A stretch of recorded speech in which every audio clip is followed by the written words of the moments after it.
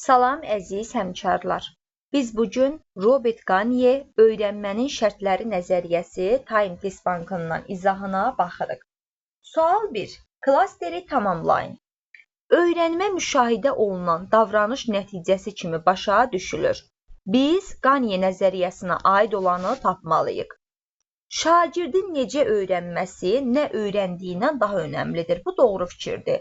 Yəni, biz nəzəriyyəni keçəndə də dedik ki, necə öyrənməsi, nə öyrəndiyindən daha önəmlidir. Bir doğrudur. İnsanın mənəvi inkişafı onun idraki inkişafının mövcud mərhələsindən birbaşa asılıdır. Bu, mənəvi inkişaf nəzəriyyəsinə aiddir. Şagirdlərin düşüncə tərzləri onların akademik nəticələrinə təsir edir. Bu, Karl Dweck nəzəriyyəsinə aiddir. Öyrənmə şərti prosesdir. Onun səmərəliyi tədris prosesinin düzgün təşkil olunmasından asılıdır. Doğrudur. Deməli oldu A variantı. 1-4. Sual 2. Robert Gagne'nin öyrənmə şərtləri nəzəriyyəsi haqqında verilən fikirlərdən hansı yanlışdır? Öyrənmənin şərtləri nəzəriyyəsində öyrənməni təmin etmək üçün müəllimin şagirdin müxtəlifliyini nəzərə alaraq diferensiallaşmanı təmin edə bilər, bu doğru fikirdir. Öyrənməni təmin etmək üçün müəllim şaquli inteqrasiyadan istifadə edə bilər, bu da doğru fikirdir. Öyrənmənin şərtləri nəzəriyyəsinə əsasən dərsin əvvəlində müəllimin şagirdlərə dərsin məqsədini təqdim etməsi vacibdir, doğru fikirdir.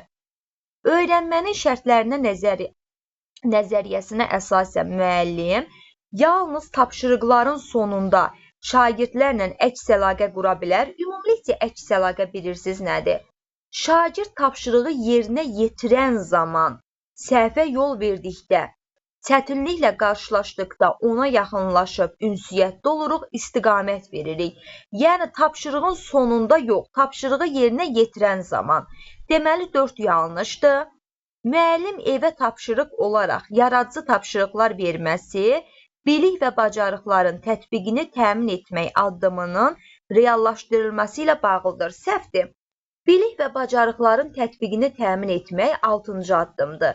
Burada nə deyilir? Mövzu ilə bağlı tapşırıqlar veririk, şagirdlər tətbiq edirlər, praktiki işlər görürlər. Amma şagird dəstə öyrəndiklərini evdə də daha möhkəmləndirsin deyə ev tapşırığı vermək 9-cu addıma informasiyanın möhkəmləndirilməsi və həyatda tətbiqini təmin etmək addımına aiddir. Deməli, 4 də səhvdir, 5 də səhvdir. Oldu D variantı.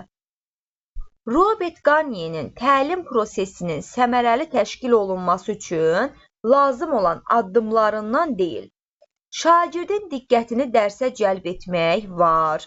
Şagirdlərə təlim nəticələrini elan etmək var. Əvvəlki təlimdə qazanılmış bilik və bacarıqları stimullaşdırmaq var. Əks əlaqə qurmaq var. Müxtəlif anlayışları eyni üsullarla izah etmək yoxdur. Oldu D variantı. Yəni testin sonunda o addımları bir-bir sizə izah eləyəcəm. Cədvələ əsasən uyğunluğu müəyyən edin. Doğrudan doğrunu, yanlışdan yanlışı tapmalıyıq. Robert Gagne'yə görə şagirdin necə öyrənməsi nə öyrəndiyindən daha önəmlidir. Bir doğrudur. Gagne'yə görə müəllim şagirdlərin əvvəlki təlimdə əldə etdiyi bilik və bacarıqları stimullaşdırdıqdan sonra bilik və bacarığın tətbiqini həyata keçirməyi təmin etməlidir. Xeyr. Baxın, əvvəlki təlimdə qazanılmış bilik və bacarıqlarını stimullaşdırdıqdan sonra dərsin mövzusunu təqdim etməlidir. 3-cü addım olur, bilik və bacarığı stimullaşdırmaq. 3-cü addımdan sonra 4-cü addım gəlir. 4-cü addımda dərsin mövzusunu təqdim etməkdir. Deməli, 2 də yanlışdır. Tətbiqini həyata keçirmək bu hansı mərhələdir? 6-cı mərhələdir. Yəni, mərhələlər uyğun gəlmir. Bu verdiyi şərt əsasən. Deməli, 1 doğrudur. Yanlışa baxırıq. 2 oldu yanlış. Gagne'yə görə şagirdlər daha zəkalı və intellektual ola biləcəklərinə inandıqda öyrənmə prosesinə daha çox cəlb olunurlar. Bu səhv bir fikirdir. Yəni, Gagne'də belə bir fikir yoxdur. Öyrənmənin şərtləri nəzəriyyəsinə əsasən dərsin əvvəlində müəllimin şagirdlərə dərsinin məqsədini təqdim etməsi vacibdir, düzdür. İkinci mərhələdə şagirdlərə təlim nəticələrini, dərsin məqsədini elan etmək lazımdır. Bu da doğru fikirdir. Deməli, mənim doğrumdan 1, yanlışımdan 3. Oldu 1, 3. Bu da olur Y variantı. Öyrənmənin bu addımının həyata keçirilməsində əsas məqsəd budur ki, dərsin sonunda nə əldə edəcəklərini bilsinlər. Bu addım məqsədyönlü öyrənməni və şagirdlərdə fikir formalaşmasını təmin edir. Bu, təlim nəticələrini elan etməkdir. Baxın, ümumilikcə, təlim nəticələrini elan etmək, şagirdin diqqətini dərsə cəlb etdikdən sonra dərsin təlim nəticələrini, dərsin məqsədini şagirdlərə elan edirik. Şagird bilir ki, bugünkü dərsin məqsədi nədir? Yəni, müəllim məndən nə gözləyir? İndi burada nə deyir? Öyrənmənin bu addımının həyata keçirilməsində əsas məqsəd budur ki, şagird dərsin sonunda nə əldə edəcəklərini bilsinlər. Yəni, dərsin məqsədi nədir? Müəllim məndən nə gözləyir? Bunlar hamısı nəyə aiddir? Təlim nəticələrini elan etməyə aiddir, D bəndi. Müəllim mövzunu dərsin məqsədinə uyğun seçir. Şagirdin öyrənmə tərzini nəzərə alaraq müxtəlif üsullarla, məsələn, videodur, əyani nümayişdir, mühazirədir, təqdim edir. Bu, 4-cü addım, dərsin mövzusunu təqdim etməkdir. Yəni, sinifdəki şagird müxtəlif intellekt tipində olduğuna görə, müəllim mövzunu müxtəlif öyrənmə tiplərini nəzərə alaraq təqdim edir. Bu da olur Y bəndi. Hansı fikir Qanyenin öyrənmə şərtləri nəzəriyyəsi ilə bağlı yanlışdır? İnformasiyanın möhkəmləndirilməsi və bacarığa çevrilməsi üçün verilən tətbiqlər, tapşırıqlar mümkün qədər yaradıcı olmalıdır. Bəli, bu 9-cu addımdır. Yəni, burada müəllim şagirdə mümkün qədər yaradıcı tapşırıqlar verir. A bəndi doğrudur. Təlim prosesi 9 addıma həyata keçirərkən, şagirdin intellekt növləri, maraq dairələri haqqında məlumatlı olmaq faydalıdır. Bu da doğru bir fikirdir. Şagirdlərin öyrənməsini təmin etmək üçün onlara qiymətləndirmə rubriki ilə təmin etmək olar. Əlbəttə ki, bu da doğru fikirdir. Öyrənmə prosesinin səmərəliyini təmin etmək üçün təlim prosesində şagird davranışlarını müşahidə edib anlamaq lazımdır. Bu da doğrudur. Şagirdlərə dərsin əvvəlki təlimdə qazanılmış bilik və bacarıqlarına stimullaşdırdıqdan sonra onlara sonda əldə edəcəkləri bilik və bacarığı elan etmək lazımdır. Səhvdir. Əvvəlcə, ikinci addımda şagirdlərə dərsin təlim nəticəsini, dərsin məqsədini elan edirəm. Üçüncü addımda əvvəlki təlimdə qazanılmış bilik və bacarıqları stimullaşdırıram. Deməli, burada olduğu Y bəndi. Sual 8. Müəllim dərs zamanı obrazlar xəritəsindən istifadə edir. Məqsədi şagirdlərin səmərəliyi, nəticə əldə etmələri üçün bilik və bacarığa yiyələnmələrini dəstəkləməlidir. Bununla bağlı verilənlərdən hansı doğru hesab edilə bilər? Müəllim şagirdləri motivasiya etməyə çalışır, səhvdir. Müəllim şagirdin öyrənməsini təmin etməyə çalışır, doğrudur. Görürsünüz, deyir ki, obrazlar xəritəsindən istifadə edir. Bu nə üçün istifadə edir? Nəticə əldə etmələri üçün bilik və bacarığa yiyələnmələrini dəstəkləmək, yəni öyrənməni təmin etmək. Bu da olur B bəndi. Öyrənmənin şərtləri nəzəriyyəsinə görə hansı fikir? Şokolad dadı və bütöv taxıl. Şokolad gəldi, yəni dərsimiz şirin olsun. Deyir, hansı fikir yanlışdır? Yeni mövzunun tədrisi zamanı əvvəlki bilik və bacarıqlara istinad edilir, düzdür. Üsullar şagirdlərin nəzəri biliklərini necə tətbiq edəcəkləri haqqında onlarda fikir formalaşdırır, düzdür. Şagirdlərin gözlənilən təlim nəticələrinə çatıb-çatmadığını yoxlamaq üçün hər hansı bir fəaliyyət aparılır, düzdür. Şagirdlərin bilik və bacarıq tətbiq etmələri üçün hər akademik saat ərzində laboratoriya iş aparılır, bu səhv bir fikirdir. Əks əlaqə istənilən fəaliyyətin ayrılmaz hissəsidir. şagirdlərin gördükləri işi nə qədər səmərəli olduğu haqqında məlumatlıdır. Doğrudur. Deməli oldu burada D variantı. Müəllim sinifdə Abdullah Şaiq adına Azərbaycan Dövlət Kukla Teatrının Qoğal tamaşasının afişasını nümayiş etdirir. Sonra şagirdlərə suallarla müraciət edir. Sizcə gördüyünüz afişa tamaşa haqqında hansı maraqlı məlumatlar bildirir? Maraqlı məlumatları bildirir deyə sual ünvanlayır. Bununla bağlı verilənlərdən hansı doğru hesab edilə bilər? Müəllim baxın, nümayiş etdirdi, tamaşanın afişasını nümayiş etdirdi. Sonra suallarla müraciət etdi. Bu nədir? Şagirdin diqqətini dərsə cəlb etmək. Yəni, müəllim şagirdin diqqətini dərsə cəlb etmək üçün bu üsuldan istifadə edir. Bu olur Y bəndi. Biz şagirdin diqqətini dərsə cəlb etmək burada nə deyirdi? Motivasiyadır. Yəni, dərsə cəlb edirik, aktivləşdiririk, zehni aktivlik yaradırıq. Bunun üçün də biz müəyyən, məsələn, tablodan, şəkildən, çertyojdan, sxemdən və s. istifadə edə bilərik. Deməli, burada oldu Y bəndi. Yəni, məsələn, baxın, burada video çarxdır, şəkildir, aidodur, hər hansı bir problemli situasiya yaratmaqdır, hər hansı maraqlı hadisə və faktı danışmaqdır, kiminsə təcrübəsini paylaşmaqdır, müxtəlif fəallaşdırma üsullarından, məsələn, əqli hücumdan istifadə etməkdir və ya şagirdlər digər şagirdin cavablandırıcı suallar vermələrini xahiş etməklərdir. Yəni, biri-birinə sual versinlər. Bu artıq, üzr hesab eləyin, dərsə cəlb etmə komponentinə aiddir. Deməli, Y bəndi. Daha sonra, Qaniyenin öyrənməsinin səmərəli təşkil olunması üçün təklif edilən addımlara aid deyil. Şagirdin dərsin mövzusunu müəyyən etməyə sövq edilməsi. Bu elə səhvdir. Yəni, əvvəlki təlimdə qazanılmış bilik və bacarığı stimullaşdırmaq aiddir. Dərsin məqsədinin elan edilməsi aiddir. Diqqətini cəlb edilməsi aiddir. Əks əlaqə qurulması aiddir. Amma şagird özü dərsin mövzusunu tapır axı, dərsin mövzusunu təqdim edən müəllimdir. Deməli, burada oldu A bəndi. Sual 12. Müəllim şagirdlərə dünya okeanının çirklənməsinin qarşısının alınması haqqında təqdimat hazırlamağı tapşırır. Bu tapşırıq Robert Qaniyenin təliminin səmərəli təşkil edilməsi üçün təklif etdiyi hansı addıma nümunə ola bilər? Biz deyirdik ki, yaradıcı addım atsın. Bu hansı idi? İnformasiyanın möhkəmləndirilməsi və bacarığa çevrilməsi. C bəndi.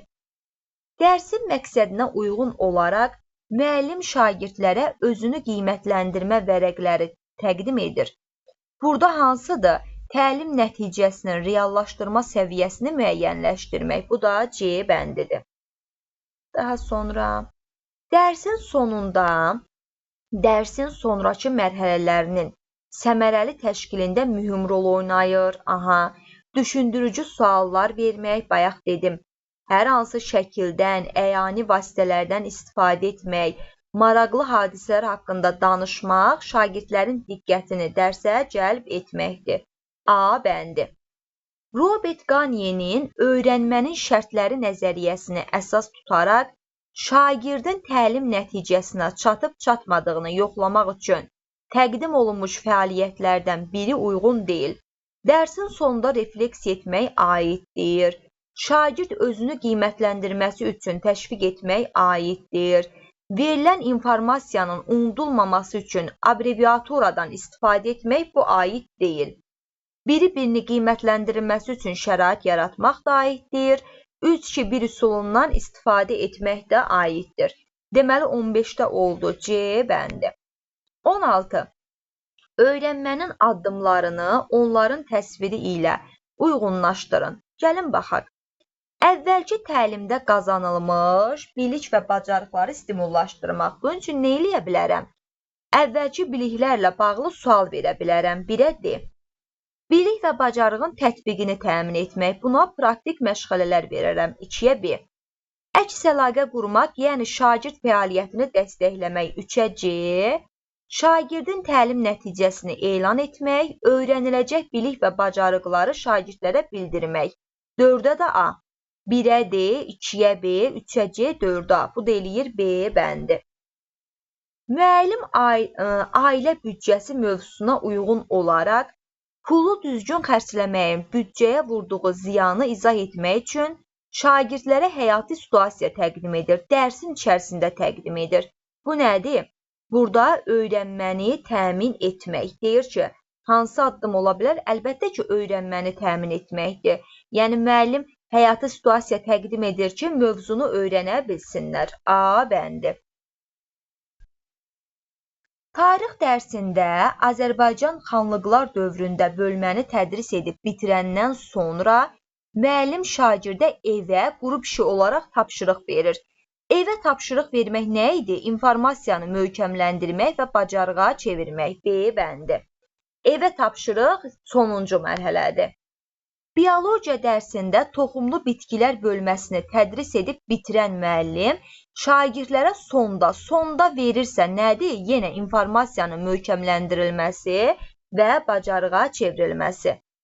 Müəllim dərsi keçərkən hər hansı mövzuya, yəni ümumi nik hissəsinə aid suallar verir, sifəti və onun xüsusiyyətlərini yadda saxlamalarını istəyir, sifətlə ortaq xüsusiyyətlər olan zəif uşaqlar daha yaxşı anlasın. Dərsin içərisində bunu edirsə, əvvəlki plusda görürsünüz, burada nə deyir bizə? Dərsi keçərkən ümumi nik hissələrinə aid suallar verir. Deməli, əvvəlki dərsdə qazanılmış bilik və bacarıqları stimullaşdırmaq istəyir. Bu da olur C bəndi. Müəllim dünya dilləri mövzusunda şagirdlərə insanların həyatında dinin rolu ilə bağlı araşdırma, esse yazmağı tapşırır. Baxın, esse yazmağı dərsdən sonraki fəaliyyətdə də araşdırıb esse yazacaqlar. Bu nədir? İnformasiyanın möhkəmləndirilməsi və bacarığa çevrilməsi. Təlimin məqsədləri ilə müqayisə aparmaq, Qaniyenin öyrənmənin səmərəli təşkili üçün təklif etdiyi hansı addıma aid ola bilər? Əlbəttə ki, müqayisə aparırsansa, təlim nəticələrinin reallaşdırma səviyyəsini müəyyənləşdirirsən. D bəndi. Şagird dərs zamanı öyrəndiklərini həyata keçirərək, öyrəndiklərinə uyğun tapşırıqlar edirsə, dərs zamanı edirsə, bu bilik və bacarıqlarını təmin etməkdir. B bəndi. Dərsdən sonra edirsə, informasiyanı möhkəmləndirməkdir. Yeni mövzunu tədrisi zamanı əvvəlki bilik və bacarıqlara istinad edilir. Əvvəlki biliklərə aid suallar edilir. Bu nədir? Əvvəlki dərsdə qazanılmış bilik və bacarıqları stimullaşdırmaq. Qaniyeyə görə təlimin sonunda refleksiya etməklə hansı öyrənmə addımını təmin etmək olar? Əlbəttə ki, təlim nəticəsinin reallaşma səviyyəsini müəyyənləşdirmək. C bəndi. Verilənlərdən hansı Robert Qaniyenin təklif etdiyi informasiyanın möhkəmləndirilməsi bacarığa çevrilməsi addımına aid deyil? Baxın, layihə hazırlamaq aiddir, esse yazmaq aiddir, ümumiləşdirici tapşırıqlar aparmaq aiddir, qazanılmış biliyin tətbiqi aiddir. Amma əvvəlki biliklə bağlı sual vermək üçüncü addım, əvvəlki təlimdə qazanılmış bilik və bacarıqları stimullaşdırmağa aiddir. Deməli, Y variantı oldu üçüncü addım. Müəllim uşaqlara idrac fəallıq yaratmaq üçün beyin həmləsi üsulundan istifadə edir. Dedik ki, beyin həmləsi üsulu nə oldu? Bundan əvvəl dedim, şagirdin diqqətini dərsə cəlb etmək. Robert Qaniyenin öyrənmə şərtləri nəzəriyyəsində dərsin mövzusunu təqdim edək addımından sonrakı növbəti addımı müəyyən edin. Addımından sonrakı növbəti addım öyrənməni təmin etməkdir. D bəndi. Rollu oyunlar, praktik məşğələlər, laboratoriya işi aparmaq, təqdimatlar hazırlamaq, məktəbyanı sahələrdə işləmək hansı addıma uyğundur? Bilik və bacarıqların tətbiqini təmin etmək. B bəndi. Hansı fikir Robert Qaniyenin öyrənmə şərtləri nəzəriyyəsi ilə bağlı yanlışdır? İnformasiyanın möhkəmləndirilməsi, bacarığa çevrilməsi üçün verilən tapşırıqlar mümkün qədər yaradıcı olmalıdır, düzdür. Təlim prosesi 9 addımı həyata keçirərkən öyrənmənin şərtləri nəzərə almaq düzdür. Şagirdlərin öyrənməsini təmin etmək üçün şagirdləri qiymətləndirmə rubriki ilə təmin etmək düzdür.